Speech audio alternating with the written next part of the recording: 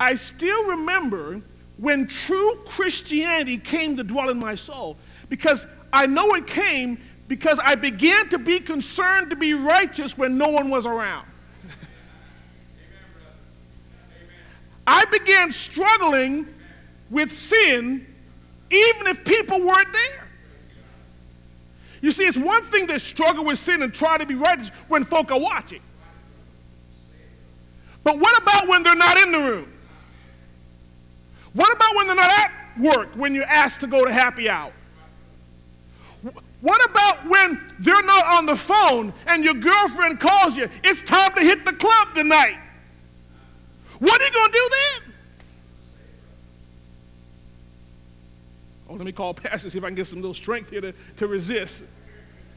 I ain't giving you the strength. Right? Paul says, look, it doesn't matter whether I'm here or I'm absent. You need to obey from the heart.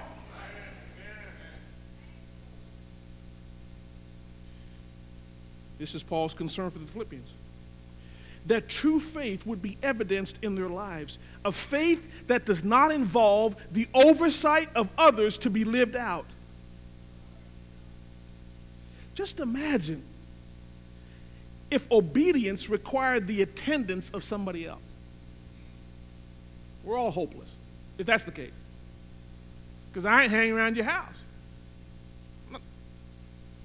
The leaders aren't going to be with you. Somebody more spiritual than yourself is not going to be around all the time. What are you going to do then? Paul says, so that whether I come and see you or remain absent. The condition of this unity. It's unconditional unity. That's the point. It's not conditioned on presence. Notice next the nature of this unity. Paul says, I may hear that you are standing firm in one spirit. Now this is interesting because although Paul knew that he wasn't going to be there to see it, he knew somebody was going to see it. Right? Look what he said. Read your Bible. I may hear of you that you are standing firm in one spirit.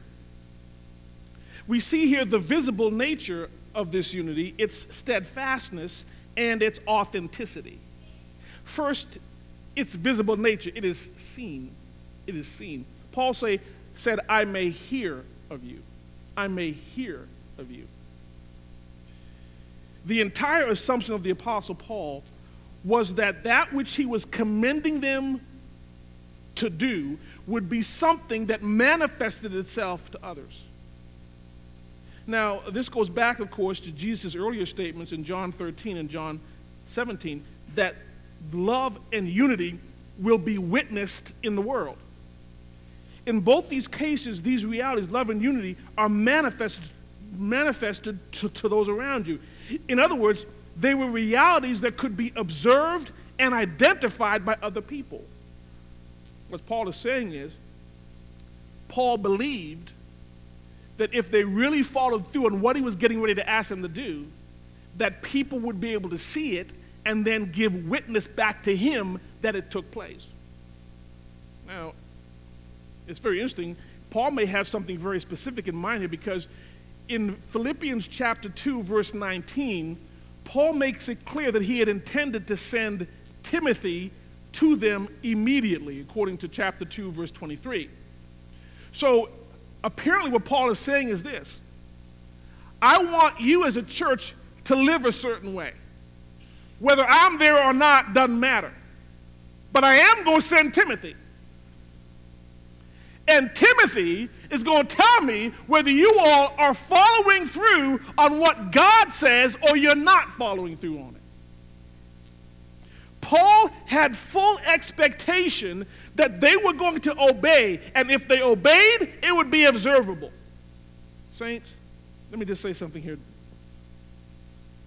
this morning. When we as a church live out these realities in Atlanta, that reality is going to help our witness in this city. The unity that we express in our church and the love that we express towards each other will demonstrate to the saved and unsaved alike that salvation has truly come to dwell within the members of Berean Bible Baptist Church. At that church, they do more than talk about Christianity. At that church, they actually live it. I don't know what these other churches are doing, but that church I know because I have seen the unity, I've seen the love, and it bears witness that they've experienced something I haven't experienced.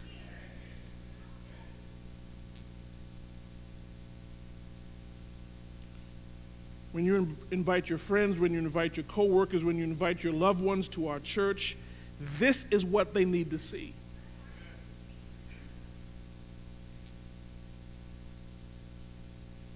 So this type of unity is visible. It's seen. But let me tell you something else about this unity.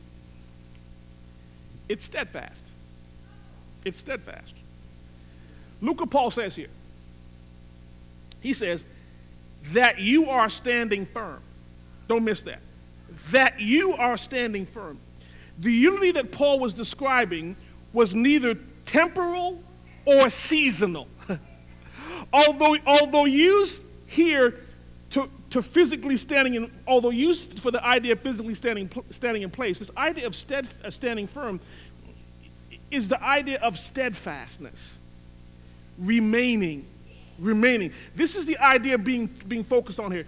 To be steadfast or to remain. This is the mark of the Christian life. The believer stands fast in the faith, 1 Corinthians 16:13. The believer stands firm in freedom from the law, Galatians 5:1. The believer stands fast in the Lord, Philippians 4:27, 1 Thessalonians 3:8. The believer stands firm in Christian practice and teaching, 2 Thessalonians 2:15. And the Christian stands firm in unity. In unity. The appropriateness of this description of the reality of unity is manifested by the fact that unity is not something that is maintained easily and without effort.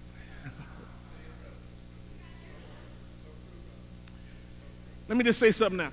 Unity is not going to be simple. We're going to talk unity all we want, but there is a certain centrifugal force that's fighting against unity. There's a certain pull against the pull towards unity is met with the pull away from unity. Let me just be real honest today. There will be plenty of reasons to give up on unity. Whether it be the deliberate or careless sinful acts of fellow Christians in the body, or maybe the insensitivity of a brother or sister in the Lord who ought to know better. There'll be plenty of reasons to not be unified. It's for that reason that we see these two realities linked in yet another important passage on unity, Ephesians chapter 4. Don't turn it, but in Ephesians chapter 4, when Paul talks about unity, what does he talk about? Patience. Patience. What does he talk about? Forbearance. What does he say? Persevering in unity. You see, there will be no unity if you're quick to fly off the handle. There'll be no unity if you don't check with your mind before you open up your mouth.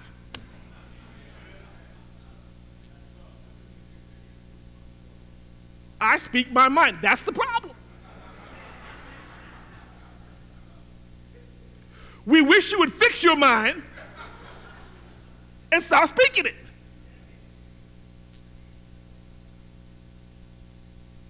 If you love to be wounded and hurt and victimized, there won't be unity. There's plenty of reasons not to be unified. But as far as God is concerned, none of those reasons count. Because unity trumps all those things all the time.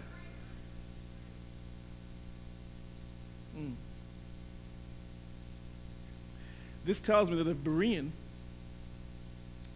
is going to be a unified church, we must be diligent about this unity.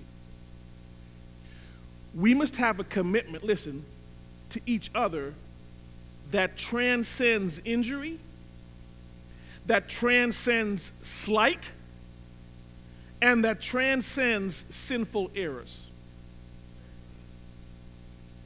Is that the type of unity that you're committed to?